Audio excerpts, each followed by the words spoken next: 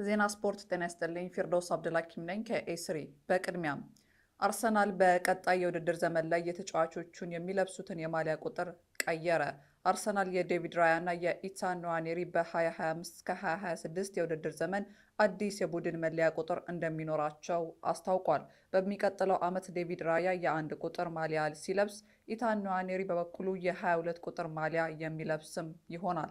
የሰሜን ለንደኑ ክለብ በሚቀጥለው የውድድር ዓመት የሚጠቀሙት ዋና ማሊያም አስተዋውቀዋል። በቀጣይ የሚጠቀሙት አዲሱ የአርሰናል የሜዳ ማሊያ በ85 ፓውንድ ለሽያጭ አቅርበዋል። ስምና ቁጥር ለማጻፍ ተጨማሪ 7 ፓውንድ እንደሚያስጨምርም ተነግሯል።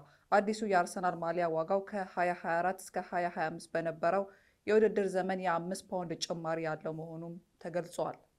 ካይ ሃቨርትስ ወደ ልምምድ ተመልሷል። ካይ ሃቨርትስ አርሰናል ከኒውካስትል ዩናይትድ ጋር የሚያደርገውን ጨዋታ በፊት የቡድን ልምምድ ላይ ተገኝቷል። ጀርመናዊ ሃቨርትስ የሃምትሪ ጉዳት ካጋጠመው በኋላ ለወራት ከሜዳ መራቁ የሚታወስ ነው። ቀደም ብሎ በተሰጠው ግምት የ25 ዓመቱ ተጫዋች ቀሪውን የውድድር ዘመን ሊያመልጠው ይችላል የተባለ ቢሆንም በቀሪ ጨዋታዎች ላይ መሰለፍ እንደሚችልም ተገልጿል። እንዲሁም ዴክላን ራይስ እና ትሮሳርድ በአንፊልድ ከገጠማቸው ጉዳት በኋላ ልምምድ ላይ ተሳትፈዋል።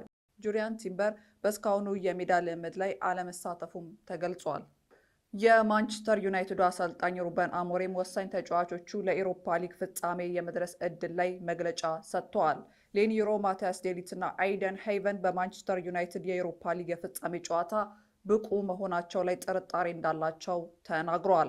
አይደን ሄይቨን እንደ አውሮፓውያን አቆጣጠር ማርች 16 ዩናይትድ ሌስተር ሲቲን 3-0 ባሸነፈበት ጨዋታ ላይ ጉዳት ካጋጠመበት ጊዜ አንስቶ ከሜዳ መራቁም ይታወሳል።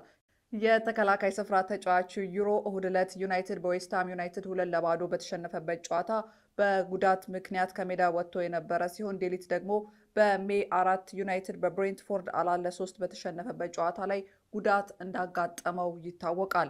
የቀያዮቹ ሰይጣናት አሰልጣኝ ሩበን አሞሪም እንደተናገሩት አርብ ዕለት ከቼልሲ ጋር ለሚያደርጉት የፕሪሚየር ሊግ ጨዋታ ብቁ ሊሆኑ አይችሉም፣ ነገር ግን በኢሮፓ ሊግ ፍጻሜ ላይ ሊደርሱ ይችላሉ ብለዋል። የቀያዮቹ ሰይጣኖች ዋና አሰልጣኝ ሩበን አሞሪም ማንቸስተር ዩናይትድ የሚገባው ደረጃ ላይ የአውሮፓ ሻምፒዮንስ ሊግ ነው ማለታቸውም ተነግሯል። ማንቸስተር ዩናይትድ በሻምፒዮንስ ሊግ ይገባዋል፣ ቦታችንም እሱ ነው የሚሉት ሩበን አሞሪም ዩሮፓ ሊግ ለማንቸስተር ዩናይትድ በቂ አይደለም ማለታቸው ተዘግቧል። ተጫዋቾቹ ከዚህ በፊት ለትልቅ ጨዋታ ዝግጁ መሆናቸውን አስመስክረዋል። ልምዱ አላቸው፣ ለጨዋታው ዝግጁ ነን ሲሉም ተደምጠዋል። በተያያዘም የማንቸስተር ዩናይትድ የመስመር ተጫዋች ኑሴር ማዝራዊ ቡድኑ በቶትናም በተደጋጋሚ ቢሸነፍም የፍጻሜ ሲሆን የተለየ እንደሚሆን ተናግሯል። በዚህ ዓመት በቶትናም 3 ጨዋታ ተሸንፈናል፣ ነገር ግን ይሄ የዩሮፓ ሊግ ፍጻሜ ነው፣ ፍጹም የተለየ ጨዋታ ነው ሲል ማዝራዊ ተናግሯል። በእንግሊዝ ፕሪሚየር ሊግ የፕሪሚየር ሊግ የዓመቱ ምርጥ አሰልጣኝ ማን ይሆናል በሚል የእንግሊዝ ፕሪሚየር ሊግ የ2024 እስከ 2025 የውድድር ዘመን የዓመቱ ምርጥ አሰልጣኝ እጩዎች ታውቀዋል። የኖቲንግሃም ፎረስቱ ኑኖ ስፒሪቶ ሳንቶ፣ የሊቨርፑሉ አርኔ ስሎት፣ የኒውካስትል ዩናይትዱ ኤዲ ሃው፣ የብሬንትፎርዱ ቶማስ ፍራንክ፣ የወልቭሱ ቪክቶር ፔሬራ በእጩነት የቀረቡ አሰልጣኝ መሆናቸውም ተዘግቧል። የካታላኑ ክለብ ባርሴሎና ዛሬ ምሽት ከስፓኞል ጋር ይጫወታል። ባርሴሎና የዛሬውን ጨዋታ የሚያሸንፍ ከሆነ የላሊጋ ዋንጫ ማሸነፉን ያረጋግጣል። ባርሴሎና ዛሬ ምሽት የላሊጋ ዋንጫ አሸናፊነቱን ካረጋገጠ ነገ ድሉን ለማክበር ማሰቡም ተገልጿል። ባርሴሎና ምሽት ዋንጫውን ካሸነፈ የሀገር ውስጥ በተደረጉ ውድድሮች የሶስትዮሽ ዋንጫ ድሉን ማንሳትም ይችላል። በዚህም በባርሴሎና ጎዳናዎች ላይ በክፍት ባስ ተዘዋውሮ ለማክበር ማቀዱም ተነግሯል። የአሰልጣኝ ሃንሲ ፍሊክ ስብስቡ ባርሴሎና በዚህ ዓመት የስፔን ኮፓ ዲላሬ፣ ሱፐር ኮፓ ዋንጫዎችን ማሸነፉም የሚታወስ ነው። ባርሴሎና የዋንጫ አሸናፊነቱን የሚያረጋግጥ ከሆነ ክብረ በዓሉ ወደሚቀጥለው ሳምንት ሰኞ ይደረጋል ተብሎም ይጠበቃል። በመጨረሻም ማድሪድ ተጫዋች ለማስፈረም መስማማቱ ተነግሯል። ሪያል ማድሪድ የበርንማውዙን የተከላካይ ስፍራ ተጫዋች ዲን ሁሴይንን ዝውውር በማጠናቀቅ ላይ መሆናቸው ዘ አትሌቲክስ በዘገባው አመላክቷል።